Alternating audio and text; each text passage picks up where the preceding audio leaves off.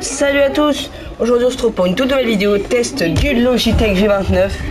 Du coup vous le voyez juste ici. Voilà. Du coup c'est parti, on est sur The Crew Motorfest. Du coup les gars, on va commencer avec une petite lambeau. C'est parti du coup les gars, petit test en vue intérieure toujours. Bon les gars, personnellement mon retour de force il est à 20 parce que sinon je me trouve trop fort. Logitech sur The Crew Motorfest c'est chelou, mais Logitech G29 pour ceux qui veulent avec palette.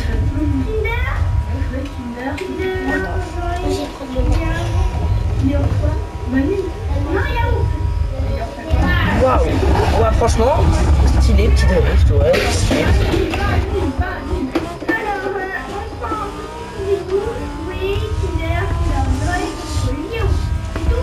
Qu'est-ce stylé. Du coup franchement déjà les qualités de ce volant, c'est que déjà il a un tour à 900 degrés.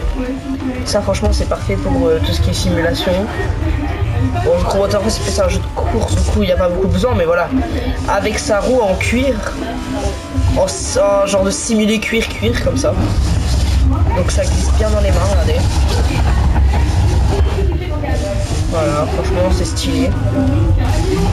Après les gars, je suis pas un grand joueur volant. Du coup, normal que je me prends un peu sur les murs. Franchement, le retour de force il est qu'à 20 et il tourne déjà bien. Pour moi, c'est difficile. Pas conduire, mais c'est difficile. Voilà. Les touches sont bien alignées. Il y a des bonnes touches. Les palettes sont en genre d'aluminium. Sont très stylées. Voilà quoi. C'est tout ce que j'ai à dire. Et du coup, là, regardez. J'ai essayé de tenter un truc. Voilà. Ouais, vous avez vu. Pour tout ce qui est jeu de simulation, Bus Simulator, le Logitech sur PS5 il fonctionne pas. Alors moi, ce volant je l'ai sur PS5, pas sur PC. Même s'il est compatible PC, PS4 et PS5. Moi je joue PS5 parce que PC, bah, il faut installer tout le logiciel pour qu'il fonctionne. Du coup c'est pas trop ce que je veux quoi. Mais sinon, regardez, là je vais tenter un tournant. Normal hein. Il y a la boîte de vitesse juste là, vous la verrez pas beaucoup mais vous la verrez quand même. Attendez parce que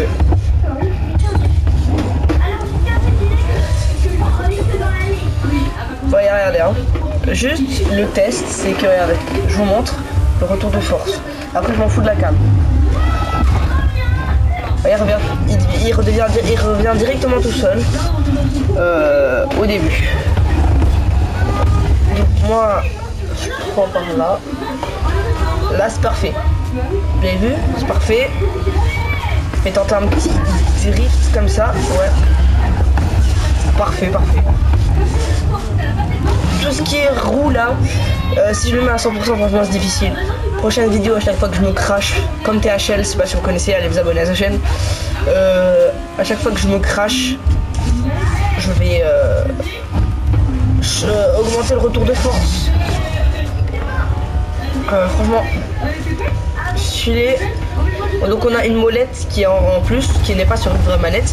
Sinon on a tous les boutons d'une manette, sauf qu'il y a quelques boutons qui sont rajoutés. Du coup les palettes, il y a un petit plus et un petit moins.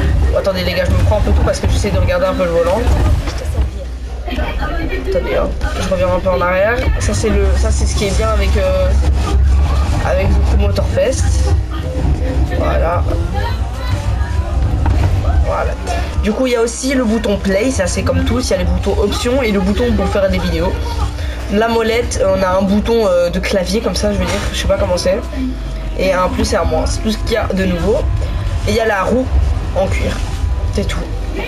Franchement c'est un très bon volant pour débuter la conduite, mais vu que c'est un direct drive, il y a des petits craquements, vous voyez, et des petits genre des bruits de moteur comme ça, je sais pas si vous voyez. Et quand même c'est un poil dur quoi. Après avec le levier de vitesse c'est un autre truc, moi j'ai déjà essayé, franchement je suis fort, mais pas trop non plus. Du coup voilà, c'est tout ce que j'ai à dire.